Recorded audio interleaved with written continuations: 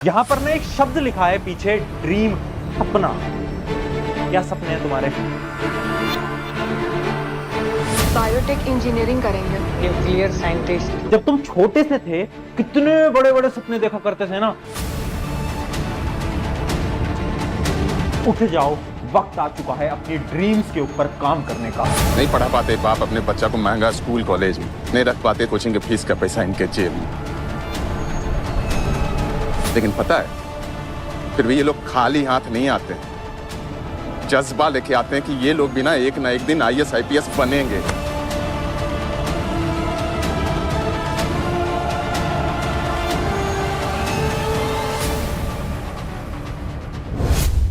तो हाय, आज आया हूं तुमसे 1 to 1 बात करने। आज आया हूं तुम्हारे प्रशांत भैया का कर्तव्य पूरा करने। कैसी चल रही है जिंदगी? यहां पर ना एक शब्द लिखा है पीछे, ड्रीम, सपना। क्या सपने हैं तुम्हारे? जब तुम छोटे से थे कितने बड़े बड़े सपने देखा करते थे ना, कि जब हम बड़े होंगे तो हम ना ये करेंगे, वो करेंगे, आईएएस बन जाएंगे, आईपीएस बन जाएंगे, अपने पेरेंट्स के सारे सपनों को पूरे करेंगे। धीरे धीरे वक्त बीतता गया, तुम बड़े बनते गए और वो सपने कहीं ना कहीं गायब होते गए। याद करो ना एक बार, जब तुम बहुत छोटे थे कितने सारे सपने थे, और अब कहां गए वो सपने? कहां गई वो आग? कहां गई वो मोटिवेशन? वो जब तुम छोटे थे तुम्हारे अंदर एक इतनी ऊर्जा थी कि नहीं मुझे वो करना है या नहीं करना है। अब कहां है? कहां खो गई वो मोटिवेशन? देखो यार, एक चीज मैं तुम सबको बताना चाहता हूं, जितने भी तुम्हारे सपने हैं वो पूरे तुम्हें करने पड़ेंगे, और वो तुम पूरे कर पाओगे पढ़ाई से। अब तुम बोलोगे भैया पढ़ाई से क्या होता है? हमें तो भैया कुछ और करना है, हमें तो ना भैया बिजनेस खड़ा करना है, पढ़ाई वढ़ाई से कुछ नहीं होता। अच्छा, ऐसा है क्या? पढ़ाई सिर्फ किताबी ज्ञान नहीं है, पढ़ाई तुम्हें मेहनत करना सिखाता है। जब बिजनेस में जाओगे, जब किसी फील्ड में जाओगे ना, तो इतने एफर्ट्स मारने पड़ेंगे, इतनी सारी चीजें करनी पड़ेंगी। वो मेहनत कहां से सीखोगे? वो मेहनत आज सीखोगे, स्टेप बाय स्टेप। अगर तुम सोच रहे हो ना बिना पढ़ाई के तुम बिजनेसमैन बन जाओगे, या फिर बिना मेहनत करे तुम बिजनेसमैन बन जाओगे, नहीं, कुछ भी बिना मेहनत के पॉसिबल नहीं है, इस बात को समझ लो। तो अगर तुम अपने सपने पूरे करने हैं ना, तो यार लग कर पढ़ाई करो। अरे एक ही तो काम है पूरे दिन भर में, और काम ही क्या है? और काम क्या है? तुम्हारे माता पिता ने और क्या काम दिया है तुम्हें? यही तो बोला है कि बेटा बेटी इनसे पढ़ लेना, क्योंकि हम चाहते हैं कि तेरे मार्क्स बहुत अच्छे आए और हमें बहुत प्राउड फील हो। यही तो बोला है उन्होंने, और क्या चाहते हैं वो तुमसे? एक काम है पूरे दिन का, अगर वो भी तुम शिद्दत से नहीं निभाओगे तो तुम्हें कैसे लगता है कि तुम जिंदगी में कुछ बड़ा कर लोगे? ऑनेस्टली बोल रहा हूं, रियलिटी बता रहा हूं, डीमोटिवेट नहीं कर रहा हूं, सच्चाई बता रहा हूं। अगर तुम एक काम पे अपने एफर्ट्स नहीं लगा रहे हो, तुम्हें लग रहा है तुम बड़े होगे तुम कुछ बड़ा कर लोगे, नहीं कर पाओगे दोस्त, नहीं कर पाओगे। ये रियलिटी है, ये कोई और नहीं बोलेगा। आज मैं तुम्हें बता रहा हूं, ये रियलिटी है। अब तुम बोलोगे भैया पढ़ाई करनी तो है, बट ना बहुत सारे रीजंस हैं जिनकी वजह से हम नहीं कर पाते। जैसे कि बीच में क्या हुआ था ना, मेरी ना तबीयत खराब हो गई थी।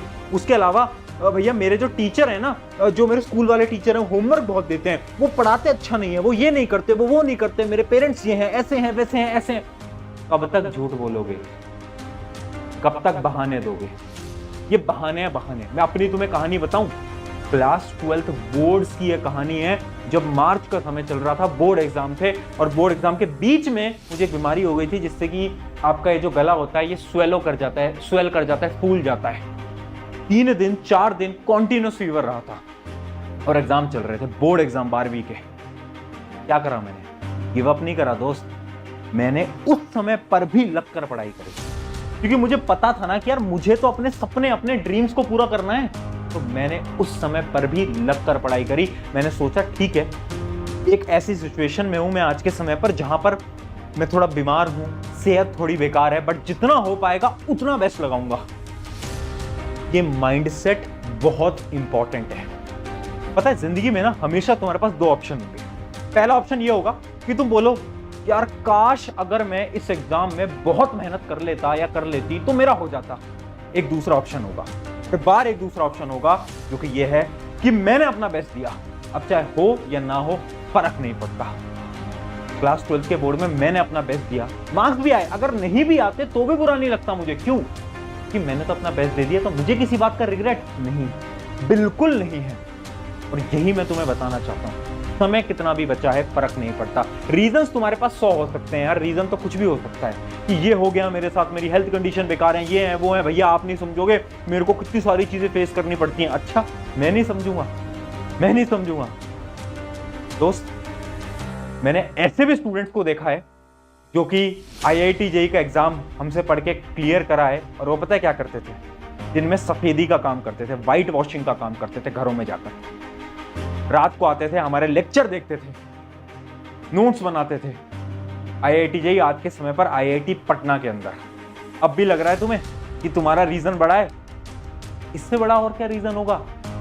भैया नहीं यार आपको नहीं पता, हमारे तो पेरेंट्स भी है ना, वो भी सपोर्ट नहीं करते हैं। पापा जो है वो डांटते रहते हैं, बोलते रहते हैं, मम्मी भी डांटती रहती है, मारती रहती है कि मार्क्स कैसे नहीं आए, बहुत ज्यादा डिमोटिवेटेड हो गए हैं। देख तुम्हारे माता पिता क्या चाहते हैं, सोचो ना एक बार क्या चाहते हैं। वो बस इतना चाहते हैं कि तुम पढ़ लिख कर अपने पैरों पे खड़े हो जाओ, बस उनको इतना चाहिए। जो पिता हैं आपके, वो एक ऐसा इंसान है जो कि खुद 5-6 साल से एक ही शर्ट पहन रहे हैं, एक ही पैंट पहन रहे हैं। एक बार जाकर देखना, आज इतने साल हो गए उन्होंने अपनी शर्ट नहीं बदली है, पैंट नहीं बदली है। क्यों? ताकि तुम अच्छे स्कूल में पढ़ सको, अच्छी ऑनलाइन क्लासेस ले सको, अच्छे ट्यूशन जा सको और अच्छी किताबें ले सको। और इतना करने के बाद क्या उनका हक नहीं बनता तुम्हें 1-2 बार बोलने का? बनता है ना यार।